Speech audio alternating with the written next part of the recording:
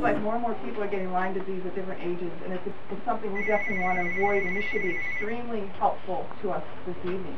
Tonight's program is actually trying to understand the relationship between animal to human diseases that we're dealing with, and we're going to talk specifically about that relationship with mosquitoes and ticks.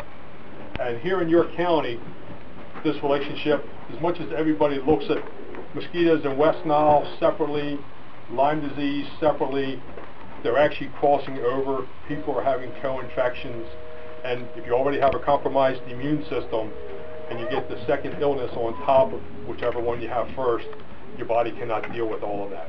And at the same time, none of those cases are publicly reported because of the pre-existing condition. They'll spend a lot of money on mosquito diseases. A lot of research has been done about some of the disease situations that we're dealing with. The past couple of years, there have been situations about influenza outbreaks, and they come and go. And Pennsylvania's actually had a lot of experience with that because of all the chicken businesses that we have here. Key issues as to why we have problems with mosquitoes: poor sanitation with transmitting diseases, loss of biodiversity. We all know about the stink bugs now. They were introduced. Years go by, we feel they're not a problem, and all of a sudden it becomes an issue for us. Other situations we have here is lack of public interest and awareness. Mosquitoes have been around here for a long time. West Nile's been here for over 10 years. Lyme disease has been known for 30 years and keeps getting considerably worse for people. It's because people don't want to take the time to protect themselves. They don't believe it's an issue for them.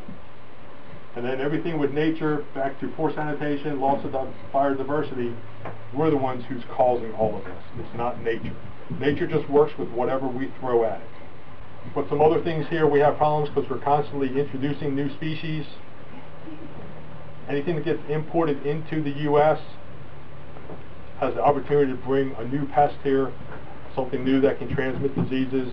So the more we do to attract a greater variety of birds, insects into an area, that actually helps make us healthier. John Snow actually developed the procedures that we follow and use for our mosquito surveillance, which makes a big difference in keeping the human risk low.